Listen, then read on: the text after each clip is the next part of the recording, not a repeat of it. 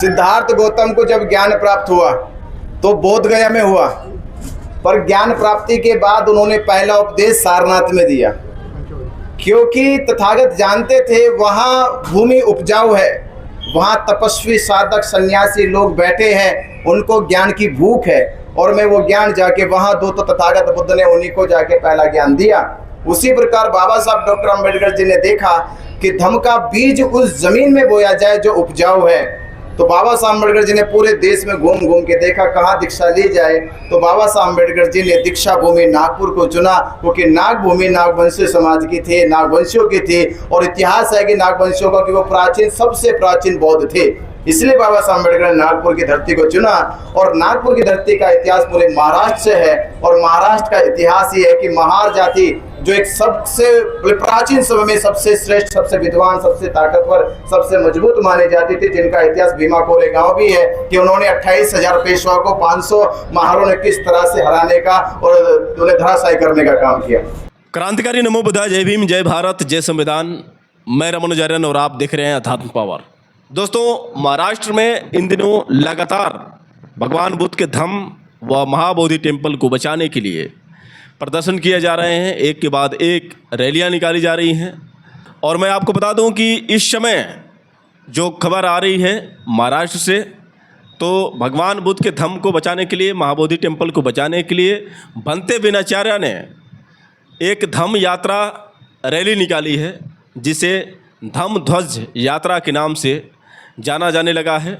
और इस धम्म ध्वज यात्रा में लगभग मैं आपको बता दूं कि हज़ारों की संख्या में महिलाएं, पुरुष और बच्चे सभी लोग रोड पर निकल चुके हैं। सभी लोगों के अंदर एक जुनून है और महाबोधि को बचाने के लिए और साथ ही साथ बौद्ध धर्म को बचाने के लिए जो इन लोगों ने प्रण लिया है, ये कहीं ना कहीं एक भारत के लिए बहुत बड़ा मैसेज है।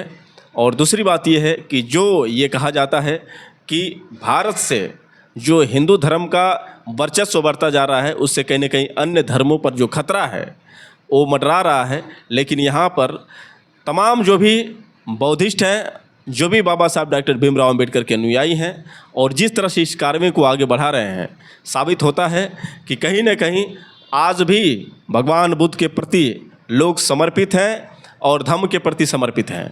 तो कुल मिलाकर देखा जाए तो आज जिस तरह से ये मुहिम चलाया जा रहा है, जिस तरह से भगवान बुद्ध के धम्म को और महाबोधि टेम्पल को बचाने के लिए लगातार प्रयास किए जा रहे हैं, उससे कहीं ना कहीं उम्मीद जो है झलक पड़ी है कि फिर से महाबोधि टेम्पल जो है बौद्धों के हाथ में आ जाएगा।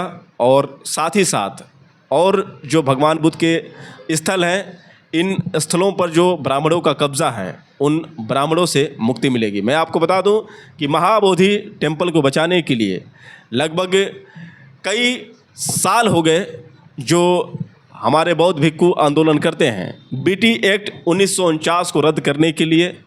और जिस तरह से महाबोधि पर ब्राह्मणों का कब्ज़ा है, मैं आपको बता दूं कि महाबोधि टेम्पल में भगवान बुद्ध के स्तूप को हटाकर शिवलिंग रखा गया। महाबोधि टेम्पल में नाना प्रकार के देवी देवताओं की मूर्तियाँ, चाहे फ़ोटो लगाकर जिस तरह से उनकी पूजा अर्चना की गई, वो भी ख़ास तौर से भगवान बुद्ध के जन्म पर, बुद्ध पूर्णिमा पर। और आप समझ सकते हैं कि महाबोधि जो भगवान बुद्ध ने ज्ञान प्राप्त किया था, और उन्हीं के सम्मान में सम्राट अशोक ने महाबोधि टेम्पल बनवाया था। लेकिन मैं आपको बता दूं कि वहाँ पर ब्राह्मणों का कब्ज़ा है। बीटीएमसी के खिलाफ लगातार बौद्ध भिक्खु जो है आवाज़ उठाते हैं, क्योंकि जिस तरह से ये कानून बनाया गया और इस कानून को जो रद्द करने की मांग लगातार चलाई जा रही है, लेकिन अभी तक बिहार सरकार की जो चुप्पी है ये साबित करती है कि कहीं ना कहीं हिंदू धर्म को लगातार बढ़ावा दिया जा रहा है। और इसी कारण जो बौद्ध स्थल हैं, जो ख़ास तौर से बौद्धों का इस पर अधिकार है, इसको भी हथियाने का जो प्रयास किया जा रहा है। तो इस चीज़ के विरोध में भंते बिनाचार्य, करुणाशील राहुल और बौद्ध भिक्खु हैं जो लगातार प्रदर्शन कर रहे हैं। पहले तो मैं आपको बता दूं कि बुद्ध पूर्णिमा से 2-3 महीने पहले भंते बिनाचार्य, करुणाशील राहुल और भी जितने भी बौद्ध भिक्खु हैं, साथ ही और बौद्ध अनुयायी हैं, लगातार जो प्रदर्शन कर रहे थे। लेकिन खेल खराब करने का सबसे बड़ा रोल जो रहा था आकाश लामा, प्रज्ञाशील और सुमित पाल, इन तीनों ने मिलकर भंते बिनाचार्य के खिलाफ षड्यंत्र रचा था। बुद्ध पूर्णिमा के दिन जैसा कि आप देखे थे कि किस तरह से वहाँ पर बुद्ध की जगह पर देवी देवताओं की पूजा हो रही थी, और इसी पर जो महाराष्ट्र से चलकर महिलाएं आई थी, जो बौद्ध भिक्षु आए थे, वो सभी ने जिस तरह से वहाँ पर घंटियाँ बजाई जा रही थी, आरती पूजा अर्चन किया जा रहा था, तो उन लोगों ने आपत्ति जताई थी। तो वहाँ पर किस तरह से जय श्री राम के नारे लगे थे, उन महिलाओं के साथ छेड़खानी हुई थी। और इसी चीज़ को देखते हुए भंते बिनाचार्य जब उनको बचाने के लिए पहुँचे और पुलिस से शिकायत की है कि आप सुरक्षा बढ़ाइए, वरना यहाँ देख रहे हैं तो कुछ और हो जाएगा। इसके बाद आकाश लामा, प्रज्ञाशील और सुमित पाल ने तुरंत एक्शन लिया और इन्हीं को फंसा दिया। और इसी के चलते भंते बिनाचार्य को लगभग 3 से 4 महीने तक जेल में बिताना पड़ा।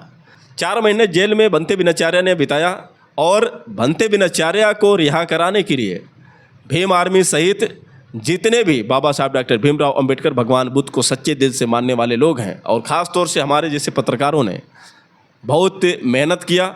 आपने मेरे पिछले वीडियो देखे होंगे जिसमें मैं भंते बिनाचार्य की रिहाई को लेकर कितनी आवाज़ उठाई है।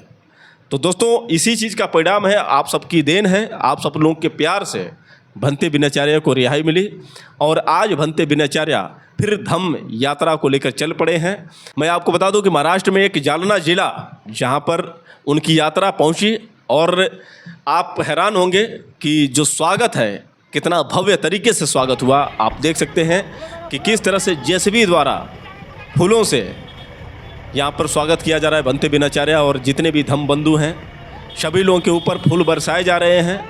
और ये अद्भुत जो नज़ारा है, कहीं ना कहीं हर एक बौद्ध भिक्षुओं के लिए, हर एक बौद्ध अनुयायियों के लिए, बाबा साहब डॉक्टर भीमराव अंबेडकर के चाहने वालों के लिए कितनी बड़ी बात है। तो कुल मिलाकर महाराष्ट्र में जहाँ पर बाबा साहब ने जन्म लिया, वही महाराष्ट्र राज्य जहाँ पर बाबा साहब डॉक्टर भीमराव अंबेडकर का जन्म हुआ, इसी महाराष्ट्र में नागपुर में बाबा साहब डॉक्टर भीमराव अंबेडकर ने धम्म दीक्षा ली थी, और भगवान बुद्ध जो बोधि गया में वो ज्ञान प्राप्त किया, और सारनाथ में भगवान बुद्ध ने पहला उपदेश दिया था। इसी चीज़ को लेकर भंते बिनाचार्य से जब ये सवाल किया गया, तो आखिर भंते बिनाचार्य ने क्या जवाब दिया, जरा आप भी सुनिए। बाबा साहब अम्बेडकर, हम आज भारत में जहाँ बौद्धों के साथ 134 साल से अन्याय हो रहा है, ये अन्याय अब खत्म होने वाला है। कि बाबा साहब, हम आपके बच्चे कसम खाते हैं कि हम बाबा साहब अम्बेडकर के बताए हुए मार्ग पे चलते हुए भारत बौद्ध में बनेगा। और जो बाबा साहब अम्बेडकर ने दीक्षा ली थी 14 अक्टूबर 1956 को, धम्म की दीक्षा और धम्म की धर्म स्थली बोध गया को मुक्त कराकर आपके बच्चे चैन की सांस लेंगे। आपसे निवेदन कर रहा कि 2 तारीख को चैत्य भूमि आप जरूर आए। आपको मैं आमंत्रित करता हूँ, निमंत्रण देता हूँ कि 2 सितंबर को चैत्य भूमि दादर मुंबई जरूर पहुंचेंगे चैत्य भूमि दादर। और आपसे निवेदन है मेरे यहाँ सैनिक भाई जो समता सैनिक दल के बहुत प्रयास कर रहे हैं, शुरू से जब यात्रा चल रही तब से ही लोग अपनी जिम्मेदारी को बड़े ही निष्ठा से, ईमानदारी से और डेडिकेशन के साथ निभा रहे हैं। मैं आपका आभारी हूँ, वंदन करता हूँ आप समता सैनिक दल के सभी सिपाहियों को, सैनिकों को। जय भीम, नमो बुद्धाय। और आप अपनी पूरी फोर्स के साथ चैत्य भूमि 2 तारीख को जरूर पहुंचे। जय भीम, नमो बुद्धाय। डॉक्टर बाबासाहेब आंबेडकरांचा, डॉक्टर बाबासाहेब आंबेडकरांचा, डॉक्टर बाबासाहेब आंबेडकरांचा।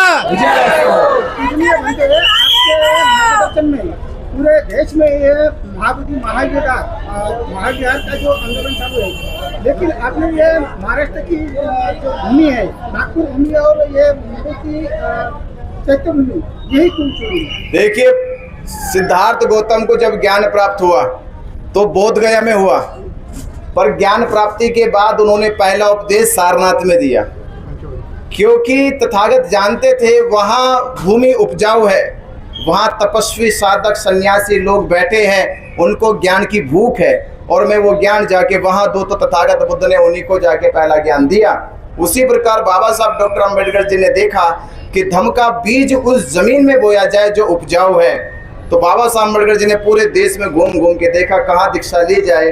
तो बाबा साहब अम्बेडकर जी ने दीक्षा भूमि नागपुर को चुना, क्योंकि नाग भूमि नागवंशी समाज की थी, नागवंशियों की थी। और इतिहास है कि नागवंशियों का कि वो प्राचीन, सबसे प्राचीन बौद्ध थे।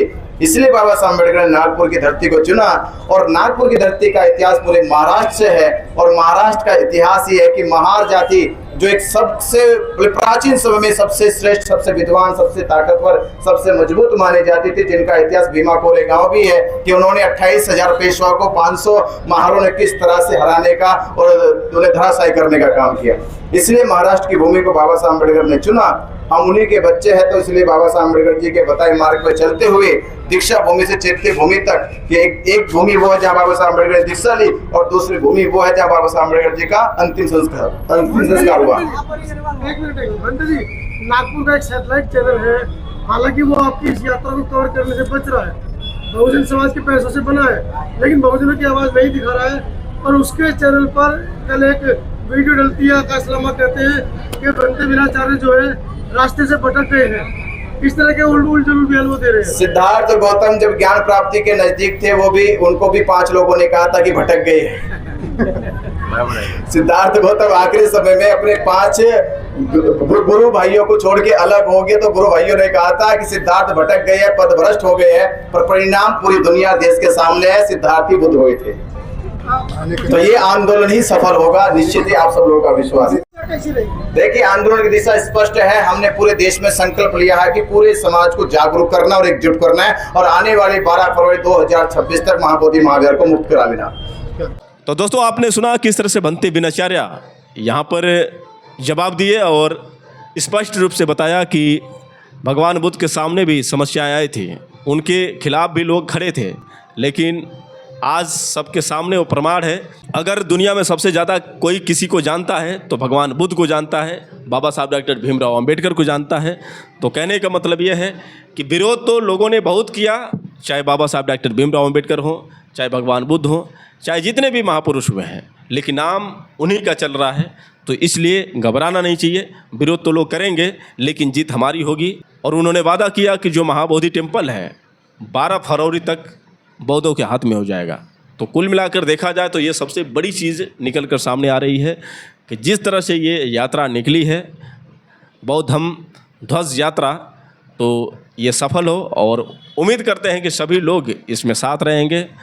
वैसे हर एक बौद्धों की चाहत यही है कि भगवान बुद्ध का जो सपना है, बाबा साहब डॉक्टर भीमराव अंबेडकर का जो सपना है, वो पूरा हो, भारत बौद्धमय बने और सभी लोग समानता से अपनी ज़िंदगी जी सकें। क्योंकि बाबा साहब डॉक्टर भीमराव अंबेडकर ने कहा था कि धर्म वही होना चाहिए जो सभी को समान अधिकार दे, जिसमें किसी भी प्रकार का जाति का भेद ना हो, किसी भी प्रकार का धर्म का भेदभाव ना हो, किसी भी प्रकार का भेदभाव ना हो, उसी को हम सही मायने में धर्म बोलते हैं।